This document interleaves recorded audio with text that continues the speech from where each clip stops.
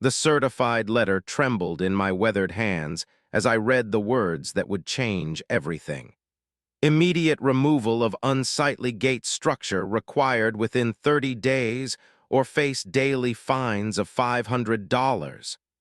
$500 for the gate that had stood on my own property for 15 years. I looked up from that piece of paper to see my neighbor Karen standing at her perfectly manicured fence line, arms crossed, watching me with that smug smile I had grown to hate. She thought she had won. The entire Sunset Hills Homeowners Association thought they had finally found a way to force the old rancher out of their pristine neighborhood. But as I stood there, staring at that gate that represented everything I had worked for, I made a decision that would cost them more than they ever imagined. Because sometimes, when people try to take what is yours, you have to show them exactly who they are dealing with. My name is Tom Mitchell, and for 37 years I have worked this land with my own two hands. Every sunrise, every storm, every season that passed over these rolling hills has been witnessed by a man who understood what it meant to earn something through sweat and sacrifice. The ranch stretches across 240 acres of prime Texas countryside. Cattle graze peacefully in pastures that my grandfather first cleared in 1952. The main house sits on a small rise, painted white with green shutters, surrounded by the kind of trees that take decades to grow tall enough to provide real shade. But the crown jewel of this property has always been the gate. Not just any gate, mind you, but a proper ranch entrance with heavy iron posts and a cattle guard that allows my livestock to move safely between the east and west pastures without disrupting the county road that runs between them. I built that gate myself in 2009 after saving for 3 years to afford the materials. Every morning at dawn, I would open it to move the herd to fresh grazing. Every evening at sunset, I would secure it again, knowing my animals were safe and my property was protected. The gate represented something deeper than convenience. It symbolized independence, the right to use your own land as you see fit, and the freedom that comes from owning something outright in a world where everything seems to belong to somebody else. For years, the only neighbors I had were the Hendersons, an elderly couple who ran a small farm 3 miles down the road. We would wave to each other during the busy seasons, share equipment when needed, and respect the unspoken code of rural life. Mind your own business and help when asked. Then the developers arrived. First came the surveyors with their bright orange flags and measuring equipment. Then the bulldozers that worked from sunrise to sunset, clearing hundreds of acres of pasture land that had been sold by a widow who could no longer afford the taxes. I watched from my front porch as they transformed rolling grassland into a grid of streets with names like Sunset Hills Drive and Meadowbrook Lane. Within 18 months, 96 houses sprouted from the earth like mushrooms after rain, each one identical to the next with their beige siding and perfect green lawns. The new residents began arriving in expensive SUVs and luxury sedans, clearly people who had made their money in the city and were now seeking their version of country living. They wanted the peace and beauty of rural life, but with all the conveniences and standards of suburban neighborhoods. At first, the relationship was cordial enough. I would nod politely when I encountered them at the local hardware store or post office. Some even seemed charmed by having a real working ranch as their neighbor, as if I were some kind of living museum exhibit. But I began to notice the looks. The way conversations would stop when I walked into Murphy's feed store wearing my work clothes after a long day with the cattle. The subtle comments about property values and community standards that would drift across the checkout counter. Still, I remained optimistic. These were Americans, after all, people who surely understood the value of hard work and property rights. I assumed we could coexist peacefully, each living according to our own values and traditions. Looking back now, I realize how naive that assumption was. The Sunset Hills Homeowners Association formed 6 months after the last house was completed. I learned about it the same way I learned about most things in the neighborhood, through gossip at the local diner. They elected themselves a president and everything, Martha, the waitress, told me as she refilled my coffee cup. Some woman named Corinne Whitfield used to work for the city planning department in Dallas before she moved out here. Corinne Whitfield. Even her name sounded like authority and regulation rolled into one person. The first official contact came in the form of a politely worded letter delivered to my mailbox on a Tuesday morning in March. The letterhead read, Sunset Hills HOA in elegant script, and the message was brief but pointed. Dear Mr. Mitchell, we hope this letter finds you well. As new residents of the area, we are committed to maintaining the high property values and aesthetic standards that make our community desirable. We would welcome the opportunity to discuss ways we might work together to enhance the overall appearance of our neighborhood. It was signed by Corinne Whitfield, HOA President, in flowing cursive that looked like it had been practiced for years. I crumpled the letter and threw it in the trash. I had been maintaining my property long before these people arrived, and I certainly did not need advice from someone who had lived here for less than a year. But the letters kept coming. Each one was more specific than the last. They were concerned about the rustic appearance of my barn. They wondered if I might consider upgrading my split-rail fencing to something more contemporary. They suggested that my farm equipment might be better stored out of public view.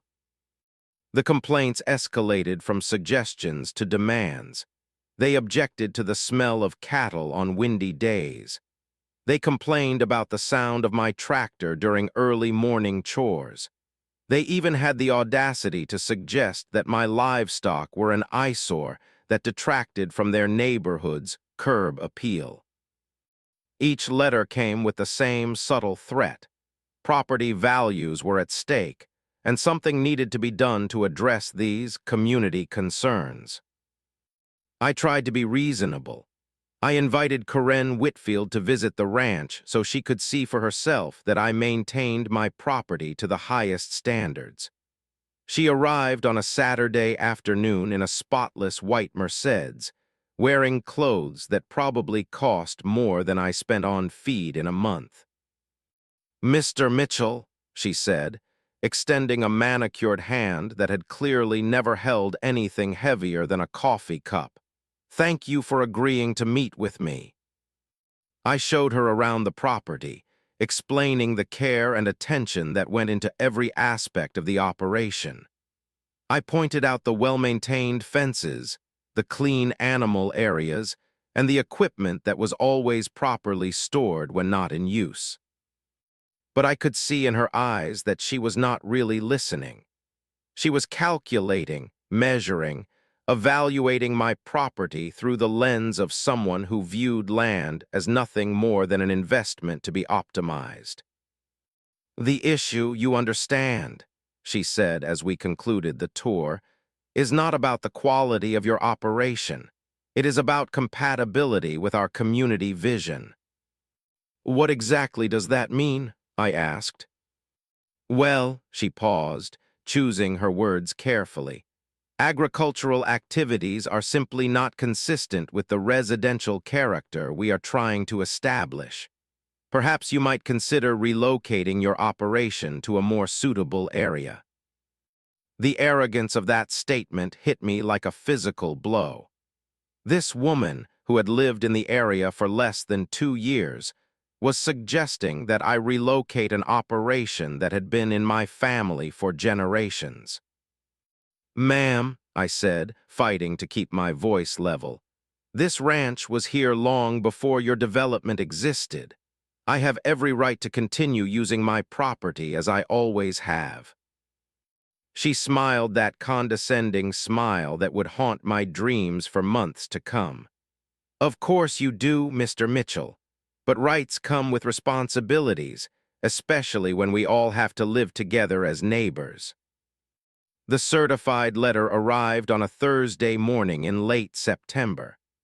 I signed for it at the post office, nodding the official return address and the weight of the envelope that suggested multiple pages of legal documents inside. Back at the ranch, I sat at my kitchen table and carefully opened the envelope. What I found inside made my blood run cold. Notice of violation and demand for compliance was printed in bold letters across the top of the first page. Below that, in smaller but equally official text, was a detailed description of my alleged offense.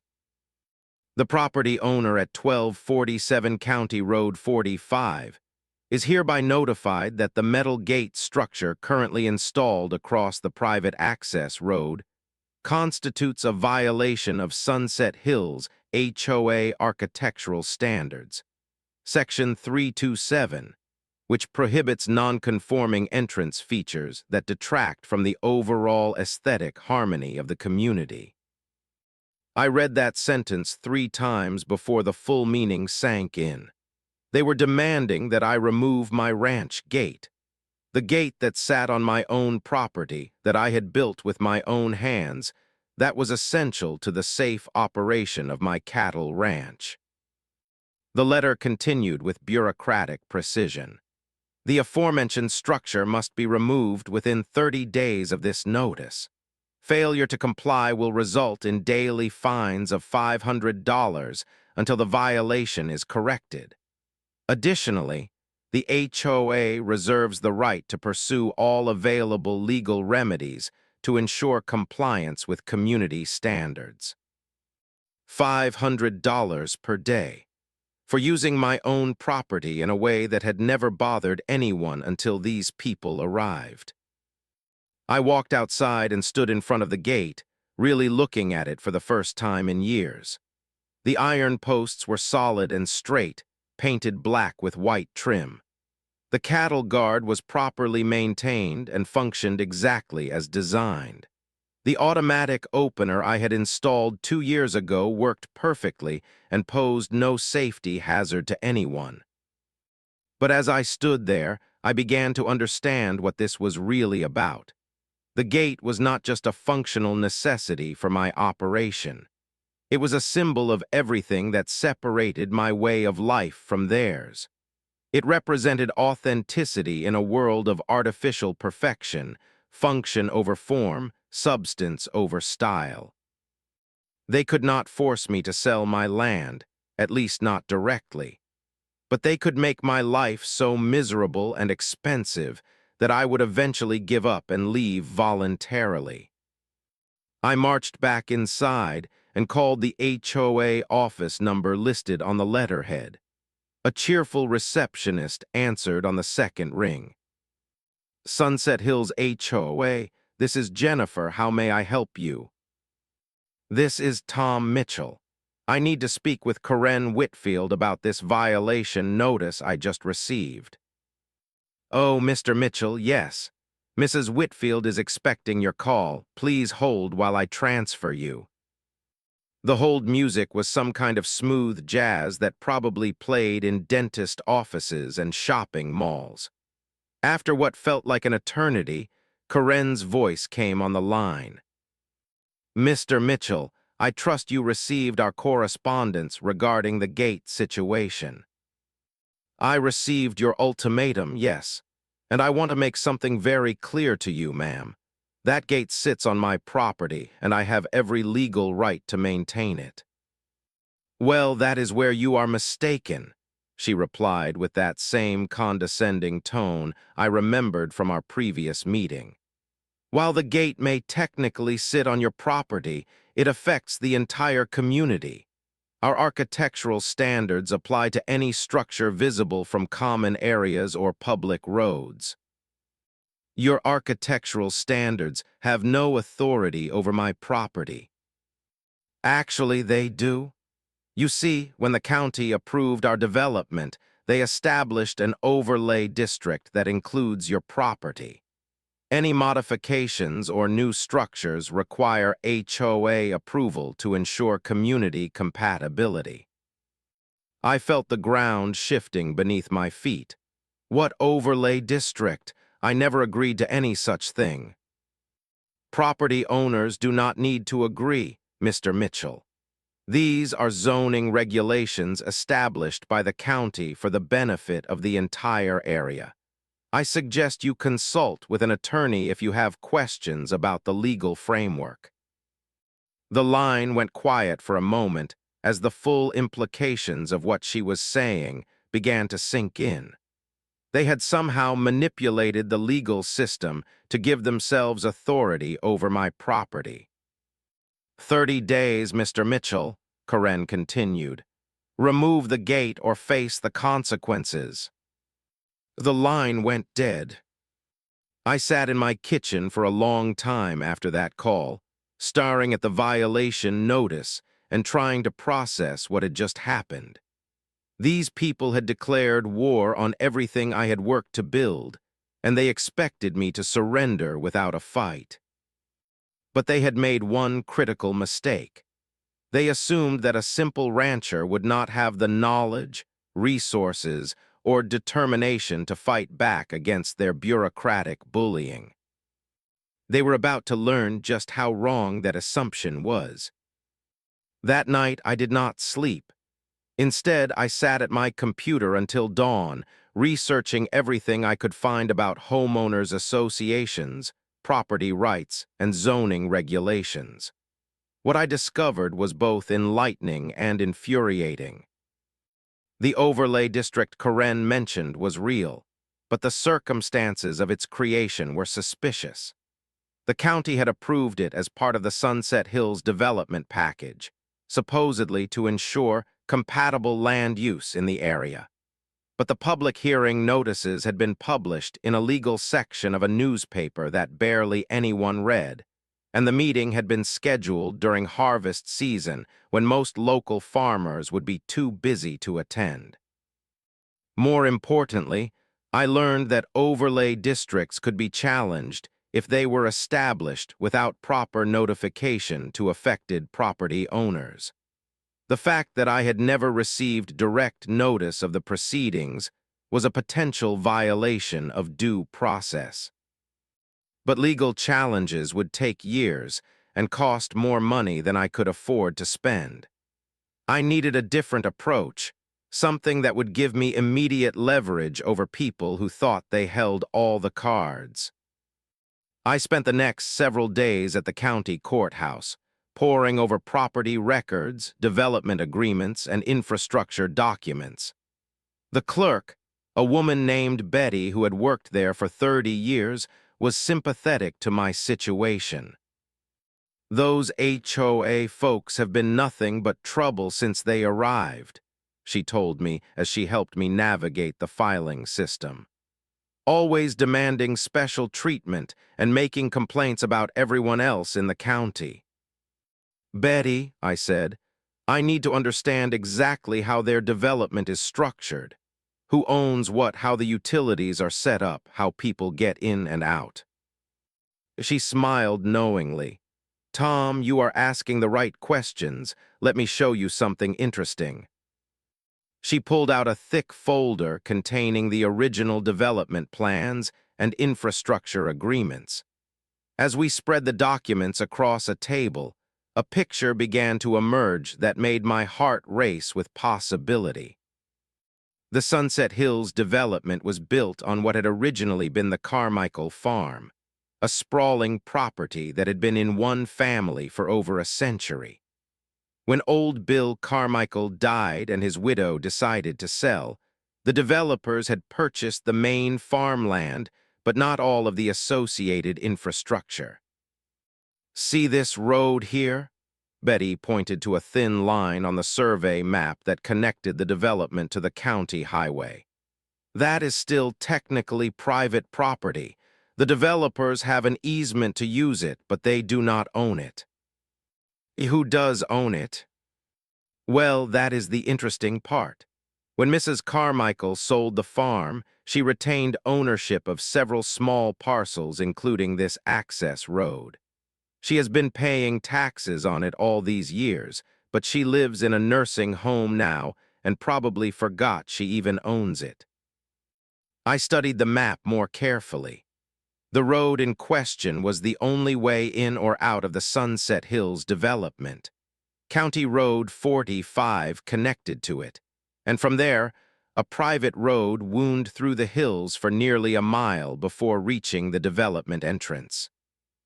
Betty, is this property for sale? Not officially, but I imagine Mrs. Carmichael's family would be interested in selling. Her son lives in California and has been trying to settle her affairs for years. Last time he was here, he mentioned wanting to get rid of all her remaining Texas properties. I left the courthouse that day with a folder full of documents and a plan that was both audacious and brilliant. If I could purchase that private road, I would control the only access route to the entire Sunset Hills development. The next morning, I called a lawyer in Austin who specialized in property transactions. James Morrison had handled several deals for me over the years and understood rural property law better than anyone I knew. "Tom," he said after I explained the situation, "what you are proposing is perfectly legal, but it is also going to make you a lot of enemies." They made themselves my enemies when they decided to steal my property rights. I am just evening the playing field. Fair enough, but before you proceed, you need to understand the implications. If you own that road, you can charge access fees to anyone who uses it. You can set the terms of use, establish maintenance requirements, even restrict traffic if necessary. And the HOA would have no choice but to pay whatever I demanded. Well, they could try to establish an alternative access route, but looking at this map, that would require crossing several other private properties. The cost and legal complications would be enormous. How quickly can we make this happen? If the family is motivated to sell, we could close within 30 days. I will contact them this afternoon and see if they are interested. That evening, James called me back with good news. Mrs. Carmichael's son was indeed eager to sell the road property, and the price was reasonable. He had been paying property taxes on land he would never use, and he saw the sale as a way to simplify his mother's estate. "There is one condition," James explained. "He wants to close the sale through a limited liability company to avoid any potential legal complications with the HOA. They have been pressuring him to donate the road to the county for years, and he does not want them to know he is selling it until after the deal is done." "That is fine with me. Set up the LLC and make it happen." "What do you want to call the company?" I thought about that for a moment, remembering the condescending tone in Corinne Whitfield's voice when she told me I needed to be a better neighbor. "Call it Neighborly Roads LLC. The closing took place on a Tuesday morning in late October at James Morrison's law office in Austin. I arrived early, wearing my best suit and carrying a cashier's check for $87,000 that represented most of my savings. Robert Carmichael, Bill's son, was a soft-spoken man in his 60s who clearly wanted to complete the transaction and return to California as quickly as possible. He brought a box of documents related to the property, most of which his mother had kept organized in old manila folders. "Mr. Mitchell," he said as we shook hands, I hope you understand that this sale has nothing to do with any disputes you might have with the neighborhood association. My family just wants to close this chapter of our lives. I understand completely, sir. This is simply a business transaction. The paperwork took less than an hour to complete. When it was finished, I held the deed to 1.3 miles of private road that served as the only practical access route to 96 homes, worth a combined total of more than $40 million. James had done his research thoroughly. The road was properly surveyed and legally described, with clear boundaries marked by survey stakes that had been placed decades ago. The property included not just the roadway itself, but also the drainage ditches, utility easements, and a strip of land extending 20 feet on each side of the pavement. More importantly, the deed contained no restrictions on how the property could be used. There were no easements granting permanent access rights to the HOA, no agreements limiting my authority as the new owner, and no obligations to maintain the road at any particular standard. "Tom," James said as we reviewed the final documents, "you now own this road outright. You can charge tolls, restrict usage, set maintenance requirements, or even close it entirely if you choose. The HOA has no legal standing to prevent you from exercising your property rights." "What about emergency services? Fire trucks, ambulances, that sort of thing?" "Emergency vehicles have right-of-way on all roads, public or private, but you can still charge the HOA for routine use and maintenance." I drove home that afternoon as the owner of a property that would change everything. The road itself was in decent condition, with asphalt that had been maintained by the county until the development was completed. After that, the HOA had apparently assumed responsibility for upkeep, though they had never actually obtained legal authority to do so. That evening, I walked the entire length of my new property, from where it connected to County Road 45 all the way to the development entrance. It was a beautiful piece of land, winding through rolling hills covered with oak trees and native grass.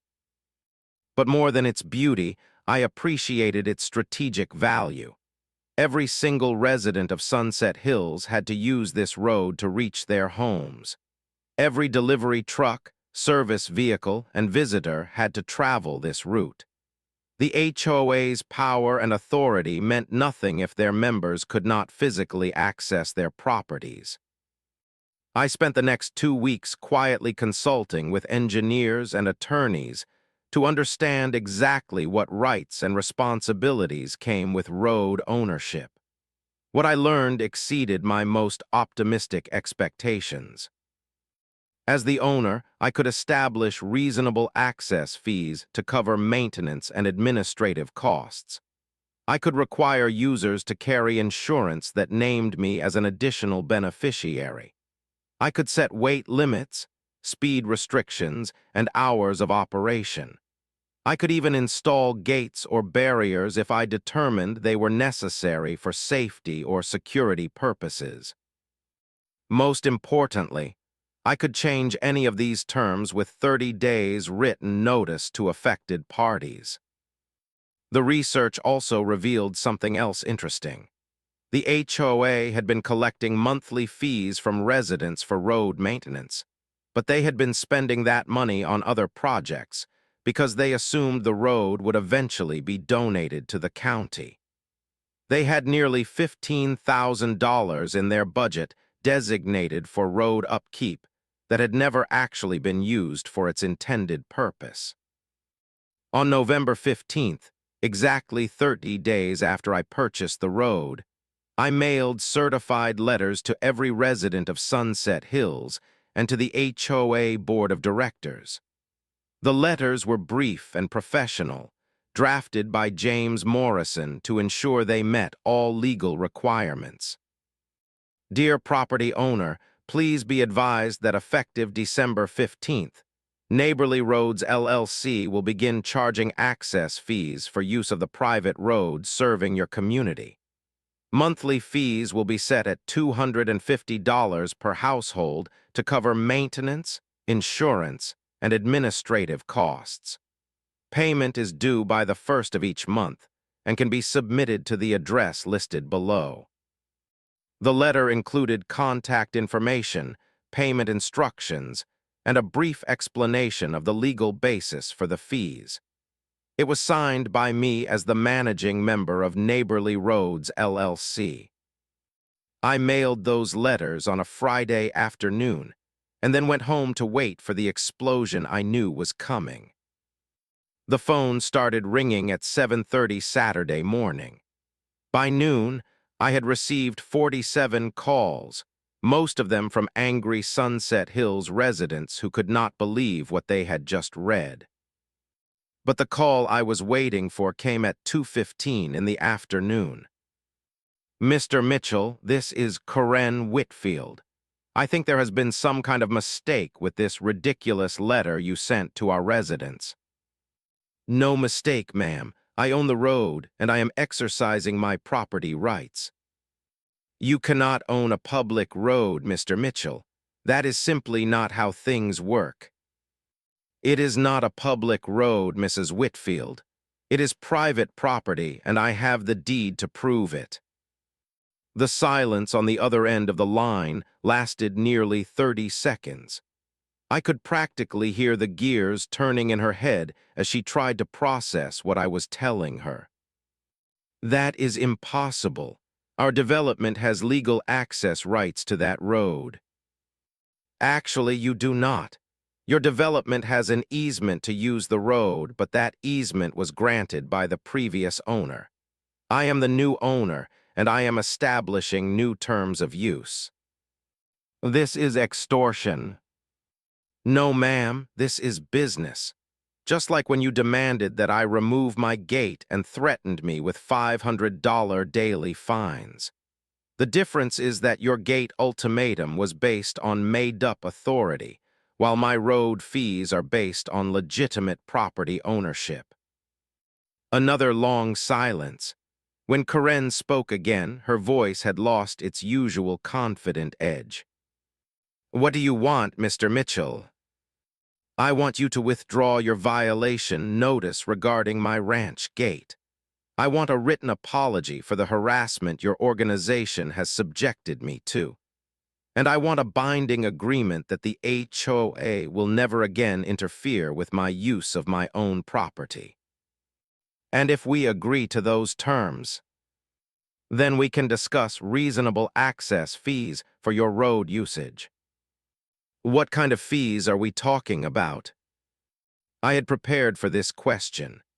"Well, right now I am charging $250 per month per household. That works out to about $24,000 per month for your community, or roughly $288,000 per year." The sound that came through the phone was somewhere between a gasp and a choke. "That is insane. No one can afford those kinds of fees." "Mrs. Whitfield, that is exactly what you told me when you threatened $500 daily fines for my gate. The only difference is that my fees are legal and your threats were not. We will fight this in court.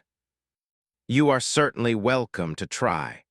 But while you are spending years and hundreds of thousands of dollars on legal fees, your residents will still need to use my road to get to their homes, and those monthly bills will keep coming." I could hear muffled voices in the background as Corinne apparently consulted with other HOA board members who were listening to the conversation. "Mr. Mitchell," she said finally, "surely we can work out some kind of reasonable arrangement. I am open to negotiations, but only after you withdraw the gate violation and provide the written apology and property rights agreement I mentioned. We need time to consult with our attorney." "Of course, but the December payment deadline still applies. If residents do not want to pay individually, the HOA is welcome to make the payments on their behalf. The call ended without any further discussion, but I knew I had their attention. Over the next few days, I received visits from several HOA board members, all trying to find some angle or loophole that would allow them to avoid paying the road fees. They consulted with multiple attorneys, researched eminent domain procedures, and even approached the county about taking over the road through some kind of public acquisition process. But every avenue they explored led back to the same conclusion. I owned the road fair and square, and they had no choice but to negotiate with me. The breakthrough came on Thursday evening when my phone rang and Corinne's voice, now completely devoid of its previous arrogance, came through the speaker. "Mr. Mitchell, the board has voted to accept your terms. We will withdraw the gate violation notice and provide the written agreements you requested. In exchange, we would like to discuss a long-term access fee arrangement." "I am listening." "We would like to propose a monthly fee of $50 per household, with the HOA handling collection and making a single monthly payment to your company." I had been hoping for exactly this kind of offer. $50 per household would generate nearly $5,000 per month while still being affordable for the residents. "That sounds reasonable, Mrs. Whitfield. Shall we schedule a meeting to work out the details?" The formal agreement was signed on December 10th in the conference room of the Sunset Hills HOA office. Corinne Whitfield, looking older and considerably more humble than she had during our previous encounters, sat across from me as we reviewed the final documents. The settlement was everything I had hoped for and more. The HOA formally withdrew all violation notices related to my ranch gate and acknowledged my absolute right to use my property without interference. They agreed to pay $50 per household per month for road access, generating nearly $5,000 in monthly income that would more than cover my property taxes and provide funds for ranch improvements. Most importantly, they signed a binding covenant promising never again to interfere with my agricultural operations or attempt to impose their architectural standards on my property. "Mr. Mitchell," Corinne said as we completed the paperwork, "I want you to know that this has been a learning experience for all of us. We never intended to create conflict with you." "Mrs. Whitfield, the conflict started when you decided that your vision for the neighborhood was more important than my property rights. What happened here could have been avoided if you had simply respected the fact that I was here first and had every right to continue my operation." She nodded slowly. "You are right, and I apologize for our approach. We were focused on protecting property values without considering the impact on long-time residents." Over the following months, the relationship between the ranch and the development improved dramatically.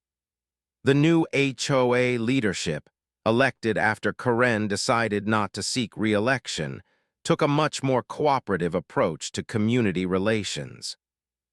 Several residents actually became regular customers for my grass-fed beef, and I started offering ranch tour for families who wanted their children to learn about agriculture. The gate that had once been a source of conflict became a symbol of the peaceful coexistence that should have existed from the beginning. The monthly road fees allowed me to make significant improvements to the ranch operation. I upgraded my equipment, improved the fencing, and even built a new barn that was both functional and attractive enough to satisfy even the most particular neighbors. But the most satisfying improvement was the sign I installed at the ranch entrance. It read, "Mitchell Ranch, established 1952, neighbor-friendly since 2023, with a smaller line below that said, private road access fees support local agriculture. Looking back on the entire experience, I realized that the conflict was never really about a gate or property values or community standards. It was about respect, the basic courtesy that neighbors should show each other regardless of how long they have lived in an area or how much money they have spent on their homes. The people of Sunset Hills learned that genuine community comes from understanding and accommodating differences, not from forcing everyone to conform to a single vision of how things should be. As for me, I learned that sometimes the best way to preserve what you value is to fight for it with everything you have. The ranch gate still opens every morning at dawn and closes every evening at sunset, just as it has for 15 years. But now it stands as more than just a functional necessity. It represents the principle that in America, a person's property rights and way of life deserve respect, regardless of whether they fit someone else's idea of progress. And every month, when I deposit that road access payment into my ranch account, I am reminded that justice is not always immediate, but it is always worth pursuing.